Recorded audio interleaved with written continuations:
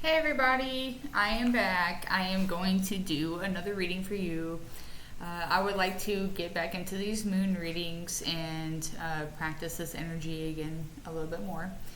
It's very interesting if you really look into it. So, right now, tomorrow, July 2nd, we will have the first quarter moon that will go into Libra. Libra is a time for emotional harmony and balance, relationships, justice. You may feel pulled to restore harmony and tensions. Now, this is the moon, Libra. The sun sign represents your core personality, like your ego, outward identity, and just kind of how you show yourself. And then the moon sign represents usually our emotional nature, our inner selves, and then how we process our feelings. So the Libra moon is going to get a little bit deeper than just the Libra sun sign. It's the need for things more than anything. And it's really interesting that it's the emotional harmony and the balance in the relationships, because in our sun sign, right now we have Cancer season, and during Cancer season we have more of a focus on emotions, nurturing, and family. You may feel more sensitive and intuitive, more strong desires for emotional security and comfort, and then it encourages us to connect with loved ones, reflect on our emotional well-being, and then nurture our homes and relationships. Cancer also rules the moon, so I feel like that sun sign is also going to have a huge impact on the moon sign. And it is also a water sign, which is, emotions and relationships. So this is going to be just kind of a big old sappy time for people, where they try to pour out their emotions and get together with family and try to harmonize these imbalances. The first quarter moon is a time for action, change, and overcoming obstacles. So this is a good time to evaluate your progress, make decisions, and then push through difficulties to stay aligned and focused on your goals. This phase encourages perseverance and a proactive approach to achieving desired outcomes. So this time, it's just going to be about you making that stuff happen. It's about the action and the going out there. Like, you're trying to harmonize and balance these things, but it's not a time for rest. It's a time to actually put in that work. Okay, so let's do a little 3-card pull. And then I'll try to go over that, and then we'll do a 1-card pull from my other deck.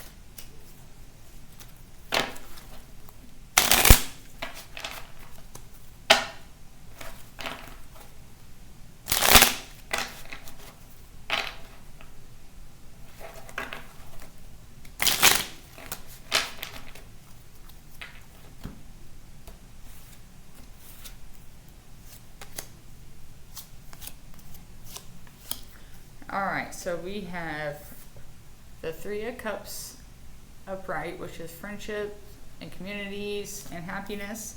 And then we have the 5 of Wands, or 6 of Wands, upside down in reverse. And then the 5 of Wands, which is conflict. So give me just a second. Okay, I know it's annoying, I gotta look it up, but whatever. So the 3 of Cups, it is actually Cancer sign card, and it stands for relationships, harmony, reconnection, period of happiness, and then it is a really good period to strengthen your relationships with others, which is kind of funny. It goes with this reading. This reading goes really well with the moon representation. So next you got the 6 of Wands in reverse. So the 6 of Wands usually is a celebration card. In reverse, instead of being celebrated and somebody putting you on a pedestal, it's like saying that you need to take that leading role and step up to be that person, the bigger person. Maybe it's talking about the relationships in your life. Just to, maybe you are the person that's supposed to knock down that wall. It's keeping in mind that with taking a leader role, you have fear of failure, lack of privacy, and expectations that people want you to meet. So it's a reminder to stay flexible and adjust yourself to fit those goals. Focus on your goals. Even if you gotta adjust yourself and move around a little bit, do that and stay focused. Don't. And then along with that, next is the Five of Wands. And so that is going along with that, saying that don't block yourself from those goals. So, this is the Six of Wands and the Five of Wands are both Leo sign cards. And sometimes Leo, we can get a little egotistical and headstrong about things. So it's saying not to be at contests or competition with others and block yourself, hindering your own goals, because sometimes when we have like traumatic experiences, we'll be like, I'm going to be like the old lady who locks myself into my house and never talks to anybody again because I just don't want my nervous system to ever experience another crazy event. And so we deny ourselves the ability to even connect with others because we want to protect ourselves and not get out of that little comfort zone. But sometimes that comfort zone is what's holding you back. So get out of that comfort zone and experience life. Take these relationships around you as an example and let things go. Adjust yourself and go with the flow. That also stands for time to take action. So that also goes with the first quarter moon. I love that. A good thing about these relationships around you is sometimes they will surprise you.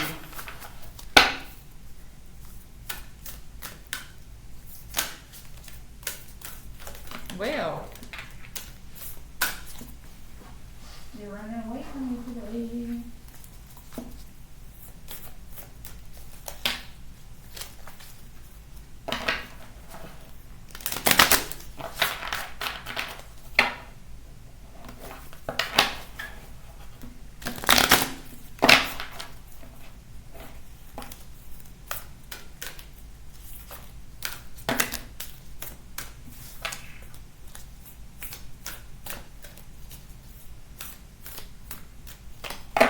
Shuffled them in a minute. Forgot how to do it. Okay, let's see. What's our card?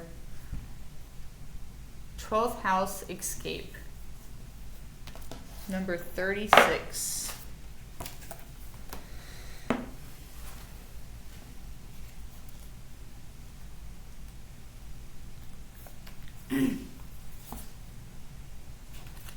So it stands for the Four of Cups. Solitude, clarity, begging, hospitalization, secret enemies, exploitation, and visions.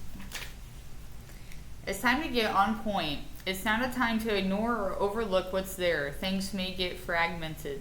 The 12th house of the zodiac is the most mesmerizing of all of the houses. Mysticism, dreaming, drowning, vast seas, and surrendering are all themes that belong to this house of self-undoing. It is also the place in the chart where we lapse in our judgment and make bad choices.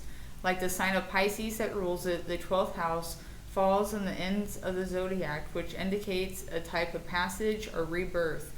This house contains the meanings of all the signs and planets and all the other houses within it. The 12th house stands for all. Even though astrologers refer to the 12th house as the gutter or the garbage dump of the zodiac, it is still distinct in the meaning. Evolved souls and the doomed lived here. within the 12th house are the highest of the highs and the lowest of the lows. Ruled by Neptune, the planet of confusion and drunkenness, prisoners, shut-ins, saints, artists, and mystics call this home. Imagination, linking up, and connecting to the unknown are all factors of the 12th house. It is where the material and non-physical worlds connect. It is both the beginning and the end. The 12th house offers bliss, spiritual fulfillment, and meeting up with twin flames. It promises of losing yourself in some beautiful other, and maybe like trying to hold on to a cloud. This house of poetry and oceans is enchantment. It is where we lie to ourselves as well. This house also represents water, toxins, poisons, perfumes, candles, hidden chambers, secret desires, Christ consciousness, and martyrdom. The 12th house offers us to forget about ourselves and live for others, but this may bring confusion and also peril. It is fear and paranoia, Jesus. It is beauty and love. It teaches us to write poetry and understand the messages from the heavenly spheres. The 12th house inspires us to show great kindness. When the 12th house card comes up in a reading, something is amiss. There is something about the situation you are unsure about, or at least there are no privy to. All is not as it seems. Without information, it is difficult to move forward. The signals you're getting are probably wrong ones. The medical test you just had, the diagnosis, it's not likely accurate. What seems obvious right now is only a mirage or obscured. The Venus or Libra card with the 12th house may indicate the emergence of an important love affair or relationship. With the Saturn card, you may soon be showing something you were mistaken over, and the results may be shattering. With the Moon card, your visions are profound. With Mercury and the 3rd house card combined, this card, you either write beautifully or you have deep psychic gifts. The warning of this card is to not look to others for fulfillment or to others to give you your purpose. At least not to your current phase. It's either the incorrect time or attempt this, or you are looking at the wrong crowd. While the 10th house gives us the truth, the 12th house gives us magic. Each is important, and you can be all that is without the other. Take heed and search for clarity. Watch out for deception at this time. So I really think that goes over what I was saying about stepping into your power and your role, and even if you don't feel like it's your time, that you just got to get over that fear and just get into it. And then maybe this relationship thing, it could be with yourself. Maybe you're just strengthening the bond within you. So to be the person that is called to this power and this purpose. So thank you guys.